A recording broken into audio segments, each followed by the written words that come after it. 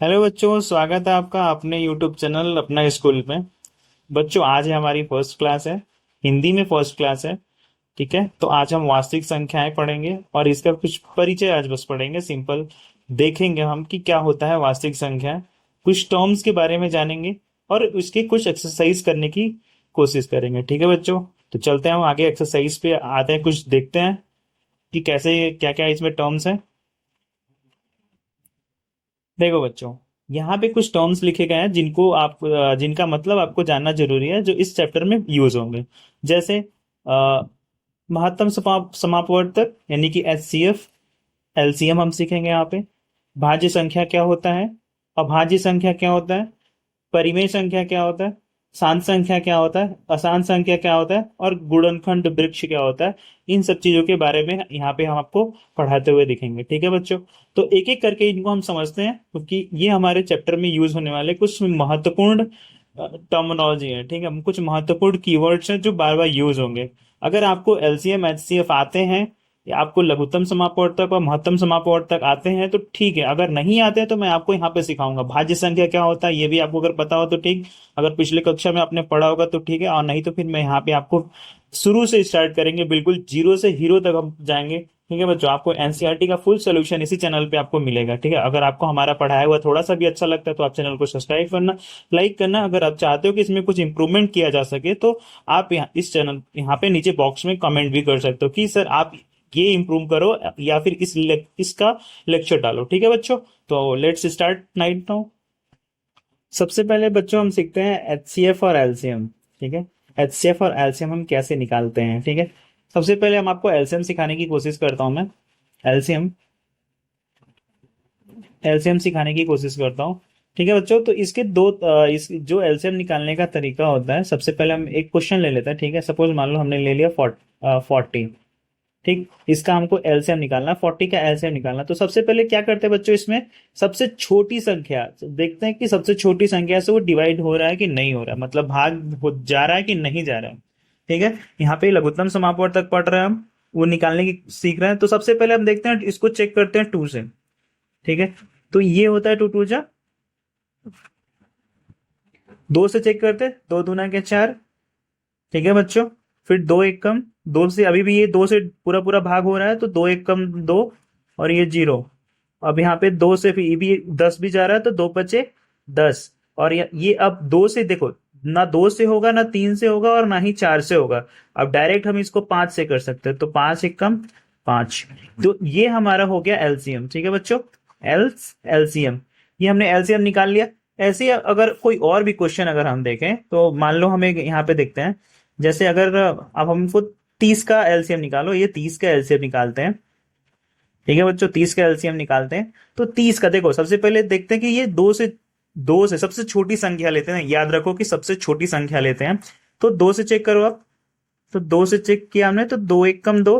अभी देखो, 2 एक कम 2 आ गया, तो आ गया। अभी इस 3 में 2 आ गया है और एक बचा हुआ है, तो एक जो होगा इसको दे देगा। ठीक है, तो ये हो जाएगा 10 और ये हो जाएगा 2 बचे 10। अब देखो, ये हो गया 15। क्या 15 भाग जाएगा 2 से? तो नहीं जाएगा। तो फिर देखो, यहाँ पे 2 से नहीं हुआ तो 3 से चेक करो। हाँ, 3 से ये जाएगा, 3 बचे 15 और 5 एक कम 5। तो ये हमारा रहा एलसीएम। ठीक है बच्चों, लघुत्तम लघुत्तम समापवर्तक। अब हम सीखते हैं HCF, महत्तम समापवर्तक। ठीक है, महत्तम समापवर्तक कैसे निकालते हैं? तो HCF, महत्तम समापवर्तक। देखो बच्चों, इसी में अगर हम देखें, तो अगर हम इसी में देखें एलसीएम और HCF में ही देखो, चलो देखो 80 और 60 का निकालो। 80 और 60 का HCF क्या होगा, ये हमको पता करना है। ठीक है, 80 और 60 का HCF क्या होता है ये पता करना है। तो हम LCM और HCF का यूज करके पता कर, सबसे पहले क्या करेंगे बच्चों, तो 80 का LCM निकाल लेंगे और 60 का LCM निकाल लेंगे। तो निकालो यहाँ पे, तो 80 का अगर हम LCM निकालते हैं, लघुत्तम समापवर्तक निकालते हैं, तो सबसे पहले क्या करते हैं बच्चों, तो सबसे पहला हमारा टारगेट होता है छोटे नंबर से डिवाइड करना। हम यहाँ पे 2 से भाग देते हैं। 2 से भाग देंगे तो दो दो दूना 2 चौको 8 होता है और ये 0। ठीक है, और 2 से तो 2 दूना के 4 होता है 0। 2 से तो 10 बार में ये 2 दहा में 20 होता है फिर दो से देखो तो 2 × 5 = 10 होता है। अब देखो 5 जो होता है ना वो 2 से नहीं भाग जाता है, इसीलिए हम इसको 5 से एक बार में 5 × 1 = 5, और तब तक करते हैं जब तक एक नहीं हमको मिल जाता। जब तक एक मिल जाएगा तो यहाँ पे हम स्टॉप कर देते हैं, ठीक है। अगर हम ऐसे ही 60 का निकालें तो हम 60 का निकालते हैं, ठीक है बच्चों। 60 का निकालते हैं, देखो तो ये हो जाएगा 2 से, तो ये 2×3 = 6, 2 से करेंगे 2 × 1 = 2, ठीक है, सॉरी, हाँ 2 × 1 = 2 होता है। और एक जो बच जाता है ना, मतलब देखो यहाँ पे 3 है और हमको 2 के टेबल में 3 लाना है, तो 2 × 1 = 2, 2 ही आएगा, तो एक बार में आएगा। और जो 3 में से 2 आ गया, बचा एक, तो एक हम इसको 0 को दे देंगे, ठीक है। तो ये कितना हो जाएगा, 10 हो जाएगा। तो 2 बचे 10। अब यहाँ पे देखो ये तीनों 15 हो गया। जो 2 से भाग नहीं जाता है, तो इससे 2 से अगर भाग नहीं जाता है तो हम क्या करते हैं बच्चों, यहाँ से 3 से चेक करेंगे। तो देखो 3 × 5 = कितना होता है, 15, ठीक है। और यहाँ पे अब 3 से भी नहीं जाएगा, तब डायरेक्ट 4 से भी चेक करोगे, 4 से भी नहीं जाएगा, डायरेक्ट 5 है तो 5 से ही जाएगा, ठीक है। तो ये तो हमने निकाल दिया क्या बेटा, एलसीएम। और यहाँ पे एचसीएफ निकालने के लिए, देखो बेटा एचसीएफ निकालने के लिए ध्यान से देखना, जो यहाँ पे कॉमन है, मतलब इसमें दोनों में जो कॉमन है, यहाँ पे दोनों में जो मतलब एक जैसे दिख रहे हैं, 2 और 2, यहाँ पे दोनों एक जैसे दिख रहे हैं, तो यहाँ पे दो एक बार मल्टीप्लाई कर लेनी है, ठीक है, मल्टीप्लाई। अब देखो 1 2 यहाँ पे भी है और 1 2 यहाँ में भी है, तो 2 यहाँ पे एक बार मल्टीप्लाई कर लेंगे, ठीक है बच्चों। देखो 3 इसमें कहीं दिख रहा है, बिल्कुल 3 इसमें है, लेकिन इसमें नहीं है, तो 3 नहीं लेंगे हम, ठीक है। और ना ये 2 लेंगे, क्योंकि यहाँ पे भी 2 का कोई जोड़ा नहीं बन रहा है। अब देखो 5 यहाँ पे है और 5 यहाँ पे भी है, तो एक बार हम 5 का ले लेते हैं, ठीक है बच्चों। अब देखो 2 × 2 होता है 4 और 2 × 5 होता है 10, ठीक है बच्चों। तो इसका जो एचसीएफ हमारा आएगा वो आएगा 10, ठीक है। एचसीएफ हमारा जो आएगा वो होगा 10। तो ऐसे हम निकालते हैं एचसीएफ और एचसीएफ, एलसीएम और एचसीएफ, ठीक है। सबसे पहले हम, अगर ये तो रहा हमारा एलसीएम और एचसीएफ मेथड से, एक आपने सुना होगा लॉन्ग डिवीजन मेथड, ठीक है। ये जो यूक्लिड ज्योमेट्री था, जो आपकी सिलेबस से निकाल दिया गया है यूक्लिड ज्योमेट्री, यहाँ पे 1 मिनट, 1 मिनट, 1 मिनट बेटा। तो पहले बेटा हम टर्मिनोलॉजी पढ़ लेते हैं जितने भी यहाँ पे यूज होने वाले हैं। तो हमने पहले एलसीएम और एचसीएफ कंप्लीट कर लिया, आगे देखेंगे हम है कि नहीं आपके सिलेबस में। एलसीएम और एचसीएफ हमने कंप्लीट कर लिया, ठीक है। अब हम पढ़ते हैं भाज्य संख्या। देखो भाज्य संख्या क्या होता है बेटा, भाज्य संख्या क्या पढ़े आप, भाज्य संख्या।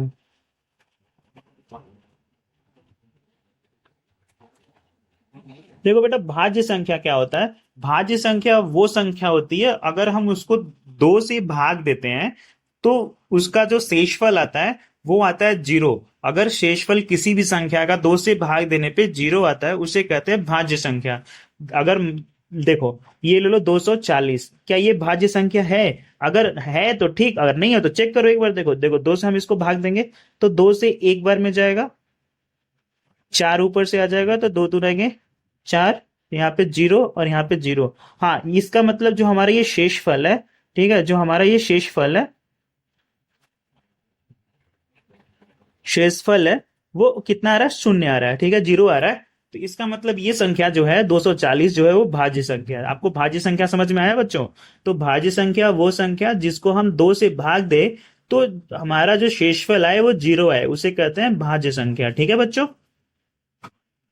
ठीक है बच्चों, भाज्य संख्या आपको समझ में आ गया। अब पढ़ते हैं, अब देखो और दूसरा क्या यहाँ पे है, अभाज्य संख्या। अभाज्य संख्या क्या होता है?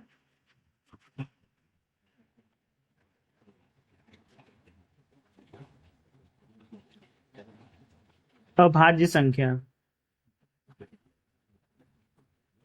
देखो बेटो देखो बच्चों, भाज्य संख्या तो आपने देख लिया। अभाज्य संख्या वो संख्या जो 2 से भाग देने पे जो शेषफल हमारा हो 0 ना हो, 1 हो या फिर उससे बड़ा हो, ठीक है, तब हमारा जो संख्या होगा वो अभाज्य संख्या होगा। अभाज्य संख्या का मतलब बेटा, जैसे वो या तो खुद के टेबल में आता है, मतलब खुद के पहाड़े में आएगा, या फिर एक के पहाड़े में आएगा।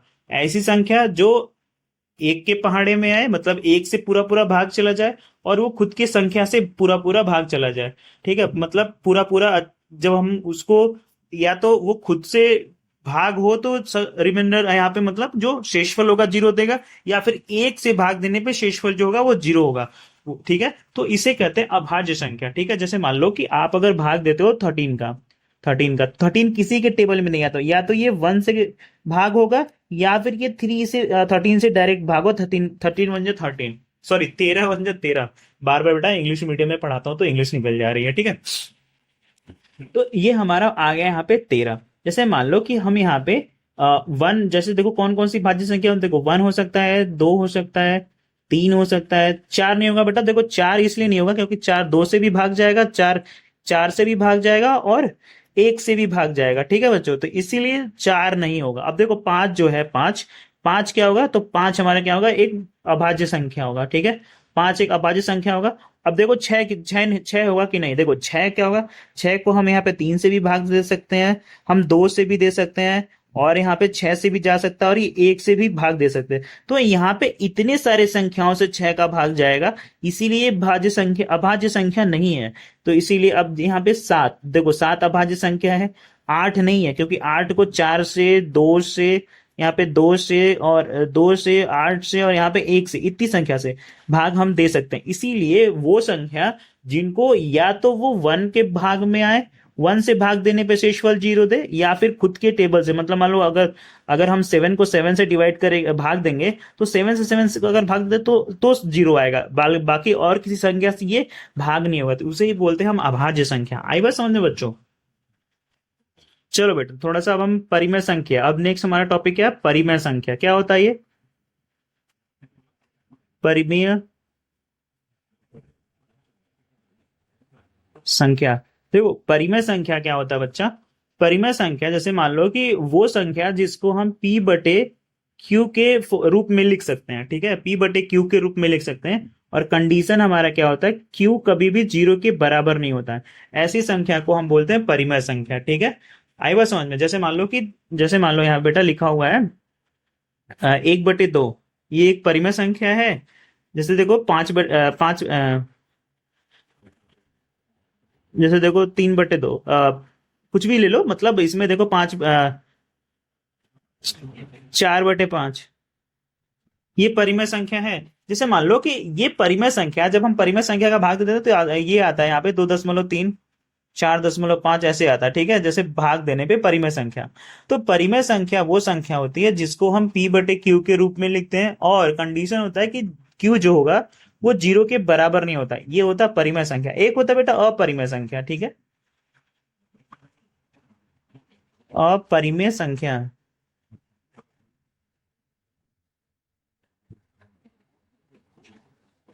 अपरिमेय संख्या क्या होता है, तो बेटा जो ऐसी संख्या जिनको अगर ये p बाई क्यू के फॉर्म में होते हैं, लेकिन अगर हम इनका भाग देते हैं तो वो कभी भी टर्मिनेट, मतलब कभी भी एंड नहीं होता, वो चलता ही जाता है। जैसे देखो पाई जो है एक अपरिमेय संख्या, जैसे मान लो पाई की वैल्यू 3.14 तो हमें पता है, लेकिन आगे ऐसे कंटिन्यू चलता जाता चलता जाता चलता जाता, कभी भी खत्म नहीं होता है, मतलब ये कंटिन्यू रहता है, उसी को बोलते हैं हम अपरिमेय संख्या। तो पाई क्या है यहाँ पे, एक अपरिमेय संख्या है। समझ में आई बात बच्चों? तो जैसे मान लो रूट में लिखा हुआ, जैसे √3, √2, ये सारे क्या है, परिमेय संख्या, ठीक है बच्चों। तो परिमेय संख्या वो संख्या होती है जिनको हम बार बार अगर हम भाग देते जाए तो वो कभी भी खत्म नहीं होती हैं, वो कंटिन्यूअस एकदम चलती जाती है, चलती जाती है, नॉन टर्मिनेटिंग होती है, उससे बोलते हैं अपरिमेय संख्या। इनको बच्चों हम शांत और अशांत संख्या भी पढ़ते हैं, ठीक है। जैसे शांत संख्या, ये जो हो गया परिमेय संख्या, वो शांत, और एक होता है अशांत, एक टर्मिनेटिंग नंबर, एक नॉन टर्मिनेटिंग, ठीक है। जैसे यहाँ पे शांत संख्या, ठीक है, और यहाँ पे दूसरा अशांत संख्या।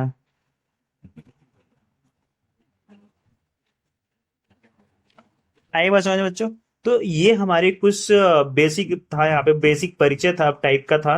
जैसे हमने अब ये देखो, ये गुणनखंड वृक्ष क्या होता है, ये सबसे इंटरेस्टिंग है, गुणनखंड वृक्ष।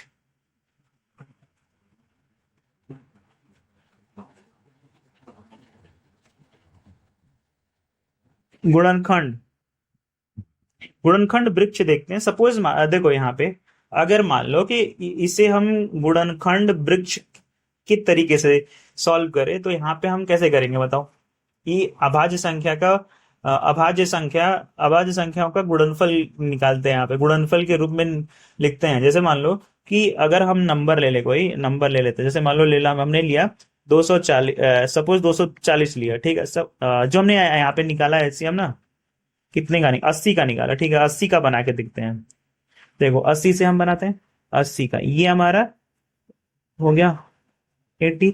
अब इसके देखो दो फैक्टर होंगे, दो गुणनखंड होंगे। गुणनखंड यहाँ पे देखो, अगर हम इसको दो से भाग देते हैं तो क्या, देखो इधर से हम दो से भाग देंगे तो दो दूना की चार, और ये यहाँ पे बनेगा जीरो।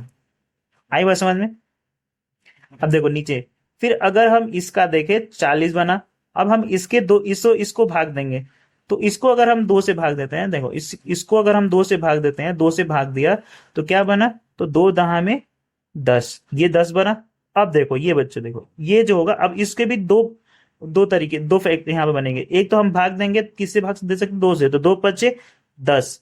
ठीक है, अब इसका हम करेंगे। अब देखो यहाँ पे इसका दो बनेगा क्या, नहीं बनेगा, एक ये बस पांच से, देखो ये बनेगा दो, यानी कि ये बनेगा पांच, एक पांच से भाग देंगे तो एक बार में। ठीक है, तो ये आया समझ में? ठीक है बच्चों, तो ये हमारा यहाँ पे ऐसे बनता है। अगर हम इसका अभाज्य अभाज्य संख्या गुणनखंड के रूप में लिखना रहे तो देखो एक दो तीन, यानी कि दो गुणे दो और गुणे यहाँ पे पांच। अब देखो लिखना रहे हमको ना, तो ये देखो कितने दो की संख्या है, तो एक दो तीन, यानी दो की पावर तीन, और गुणे और ये पांच की पावर एक, ये अभाज्य गुणनखंड है। ठीक है बच्चों, तो ये रहा हमारा वृक्ष गुणनखंड। ठीक है, गुणनखंड वृक्ष कैसे निकालता, तो भाग देते, यहाँ पे हम इस नंबर से भाग देते, एलसीएम टाइप का है, बिल्कुल है, लघुत्तम समापवर्तक टाइप का ही है। इसे दो से भाग दिया तो 20 आया, अरे सॉरी ये चार होगा, चार गलत हो गया, एक मिनट बेटा। ये देखो 44 होगा ना, 2 4 जा 8, इसमें ये 20 टाइम में जाएगा, दो से मैंने भाग दिया यहाँ पे, इसको भी जब दो से भाग दिया, अब देखो ये जो होगा 10 बार में जाएगा। ठीक है, यानी कि 2 से 10 बार में। अब यहाँ पे देखो, अब इसके दो संख्या बनेंगी, जब इसको दो से भाग देंगे तो दो संख्या है, एक संख्या क्या बनेगी बेटा, देखो ये 10 आया, तो 10 के दो संख्या बनेंगी, 10 को अगर हम दो से भाग देते हैं तो 5 आता है। ठीक है, और अब हम 5 को अगर हम भाग देते हैं 5 से, तो एक बनता है एक। ठीक है, आया समझ में, 5 एकम 5। अब इसका अभाज्य संख्या क्या बनेगा, देखो एक दो तीन चार, यानी कि दो गुणे दो गुणे पांच। अब देखो एक दो तीन चार है, यानी कि दो का जो पावर होगा वो चार होगा, और गुणे ये पांच का पावर एक। ठीक है, तो ये हो गया अभाज्य गुणनखंड विधि। ठीक है, ये ट्री वृक्ष हो गया हमारा, 2 से 40 बार में, 2 से 20 बार में, 2 से 10 बार में, 2 से 5 बार में, और 2 से 1 बार में। आई बात समझ में कैसे बनेगा बेटा? तो ये हमारा गुणनखंड वृक्ष हो गया। ठीक है, चलो बच्चों, तो एक उदाहरण देखते हैं हम। उदाहरण में पूछ रहा है कि संख्याओं संख्याओं 6 और 20 के अभाज्य गुणनखंड विधि से एचसीएम और एलसीएम ज्ञात कीजिए। अभाज्य गुणनखंड विधि से हमको क्या निकालना है बेटा, यहाँ पे एलसीएम और एचसीएफ निकालना है। ठीक है, तो सबसे पहले बेटा हम निकालते क्या, एलसीएम निकालते हैं। पहले 6 का निकालेंगे, 6 और 20 का निकालना है, तो 6 और 20 का निकालना है, एक साथ निकालने। देखो दो से कटेंगे तो दो तिया 6, और दो दहा में दो एक कम दो, और दो दहा में 20 होता है। ठीक है, तीन नहीं कटेगा, तीन को ऐसे, दो बचे 10। अब देखो तीन एक कम तीन, और पांच नहीं डिवाइड भाग दो तो पांच, और पांच एक कम पांच। आए बस समझ में बच्चों? तो इसका इसका एलसीएम क्या होगा, तो दो गुणे तीन और गुणे पांच। अब देखो दो तिया, सॉरी दो दुनिया के चार। ठीक है, चार तिया 12, और 12 पचे 60, कितना हो जाएगा 60। यानी कि हम बोल सकते हैं एलसीएम जो होगा किसका, 6 और 6,20 का, 6 और 20 का, 6 और 20 का वो कितना होगा बेटा, 60 होगा। ठीक है, तो हमने निकालने यहाँ पे सबसे पहले सबसे छोटा नंबर लेते हैं, फिर दो से भाग देते हैं, तो जो आता है नीचे कॉन्स्टेंट को हम लिखते रहते हैं। ठीक है बच्चों, जैसे दो तिया 6 और दो दहा में 20, फिर दो से तीन, देखो तीन भाग नहीं जाता दो से, तो इसीलिए तीन को मैंने ऐसे एज इट इज नीचे लिख लिया। तो यहाँ पे 10 5 बार में 10 जाता तो इसको लिख लिया। फिर देखो तीन जो है तीन से नहीं जाता, तो यहाँ पे लिख लिया मैंने, तीन एक कम तीन होता है, और ये 5। ठीक है, और 5 नहीं था तो 5 मैंने लिख लिया, लास्ट में हमारा 1 1 आ गया। तो हमारा जो एलसीएम है वो क्या आ गया, 60 आ गया। और HCF निकालते हैं, तो एचसीएफ होगा हमारा, यानी कि हम पहले 6 का एलसीएम निकालेंगे। तो दो तिया 6 और तीन एक कम 3। और फिर उसके बाद 20 का हम एलसीएम निकालेंगे अलग अलग। तो दो से करो, देखो, दो दहा में 20, दो पच्चे 10 और पांच एक कम 5। ठीक है, यानी कि हमारा देखो इन दोनों में कॉमन क्या है, तो मतलब एक जैसे क्या है, तो एक जैसे दो हैं, तो यहाँ पे दो लिख लेंगे। ठीक है, यानी कि 2 की पावर 1, 2 की पावर 1, इसका मतलब हमारा जो एल यहाँ पे HCF होगा वो होगा हमारा 2। ठीक है, तो लिख सकते हैं हम यहाँ पे HCF, HCF 6 और 20, 20 का HCF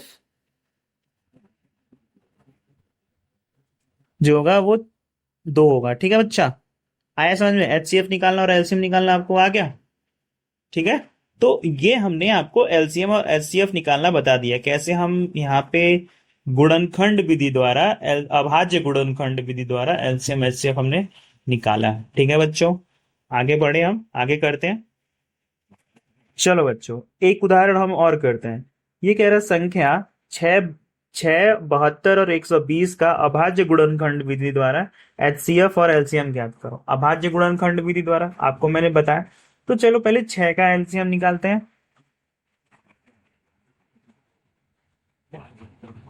ठीक है, और 72, पहले 6 का निकाल लेते हैं हम।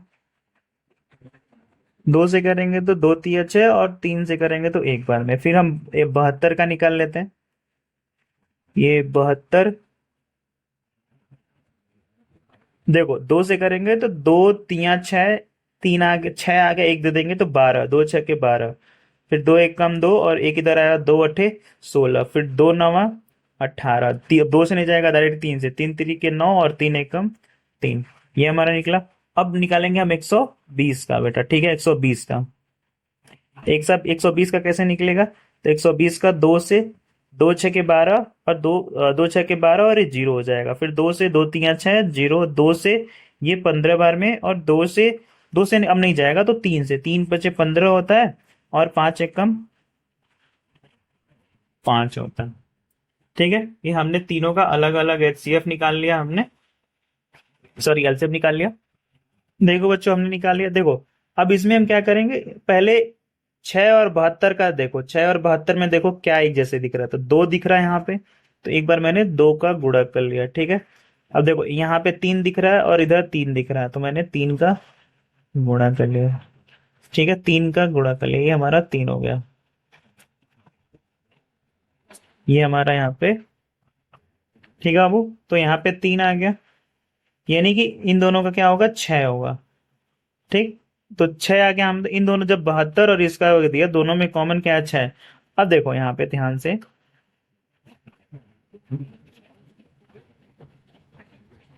6 आ गया। अब हम क्या करेंगे, जो 6 आया है ना उसका एलसीएम निकालेंगे। ठीक है, इस 6 का मतलब पहले इन दोनों 6 और 72 का निकाला, जो दोनों में एक जैसा दिख रहा था उसको लिया, मल्टीप्लाई किया तो 6। अब देखो 6 आ गया तो 6 का करेंगे। 6 का तो उन्होंने इसे कर रखा है, लेकिन एक बार और कर लेते हैं।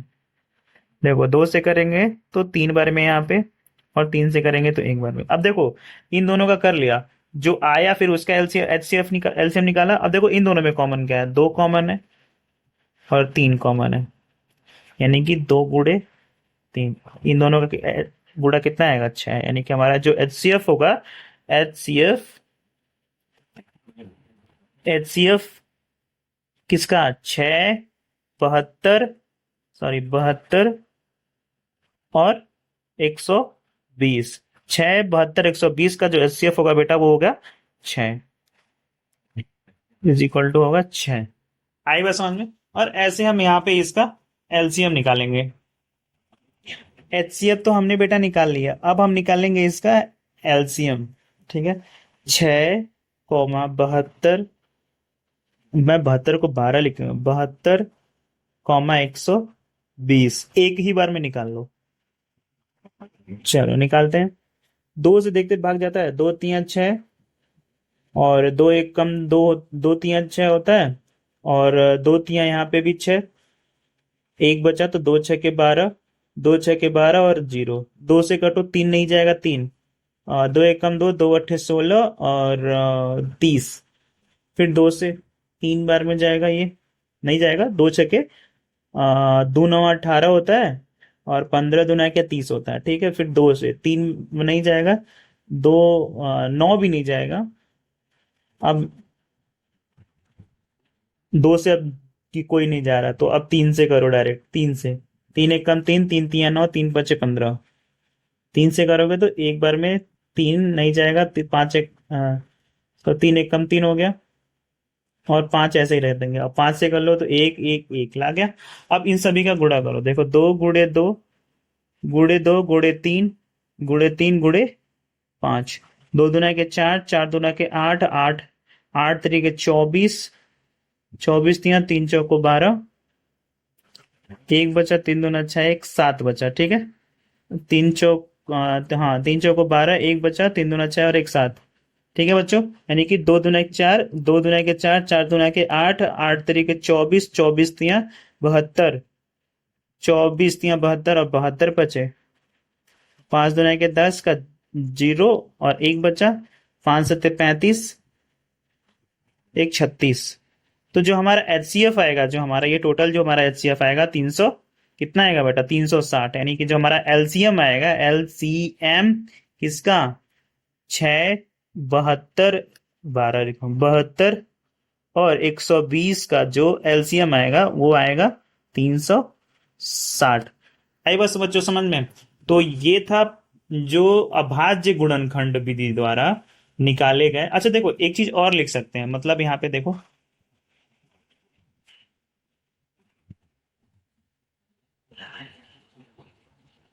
इसको लिख सकते हैं अभाज्य गुणनखंड, तो एक दो तीन यानी कि दो की पावर तीन, गुणे एक दो यानी कि दो की पावर, सॉरी तीन की पावर दो, और गुणे पांच की पावर एक। इसको ऐसे भी लिख सकते हैं, ठीक है बच्चों। तो ये रहा हमारा आज का कुछ बेसिक क्लास, हमारा फर्स्ट क्लास, कुछ बेसिक इंट्रोडक्शन, और आगे हम इसका एक्सरसाइज करेंगे नेक्स्ट क्लास में। बच्चों अगर आपको हमारा पढ़ाया हुआ थोड़ा सा भी अच्छा लगता है तो इस चैनल को सब्सक्राइब करें, वीडियो को लाइक करें, ठीक है, और कमेंट करें, जो भी आपको इंप्रूवमेंट चाहिए, जिस टॉपिक पे आपको लेक्चर चाहिए कमेंट करें, ठीक है। और आपको यहाँ पे हर सब्जेक्ट का वीडियो लेक्चर मिलेगा, और आपको लास्ट जो इस सब सब्जेक्ट मतलब इस चैप्टर का लास्ट वीडियो होगा, उसकी डिस्क्रिप्शन में आपको वीडियो पीडीएफ लिंक भी मिलेगा। तो आपको यहाँ पे नोट्स भी बनाने की जरूरत नहीं है, आपको पीडीएफ लिंक भी मिल जाएगा, आप वहां से पीडीएफ डाउनलोड कर सकते हो। आपको साइंस का, आपको सामाजिक विज्ञान का, मतलब विज्ञान का, सामाजिक विज्ञान का, गणित का, ठीक है, सभी का बिल्कुल फुल वीडियो लेक्चर मिलेगा विथ नोट्स, ठीक है, नोट के साथ साथ। तो आप हमारे चैनल को लाइक करो और सब्सक्राइब करो। थैंक यू, धन्यवाद।